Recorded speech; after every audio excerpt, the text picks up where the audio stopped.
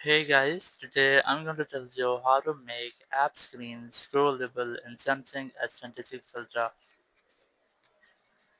If you're using Samsung S26 Ultra and you want to make your app screen scrollable, like if you don't want to move your app screen from right to left, you want to scroll it up to down. So let's see how can you do that. So you have a simple way. You just have to click on these three dots in the top right on your app screen or your app drawer, and then click on sort. Now once you are in sort, you must see an alphabetical order option. Just click on it. Now once you are here, you can scroll or you can scroll your apps here. You can also get alphabetical orders of your apps by clicking on this sidebar over here.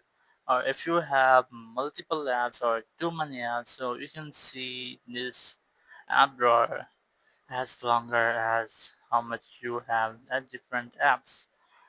So in this way, you can easily make your app screen scrollable in your Samsung S26 Ultra.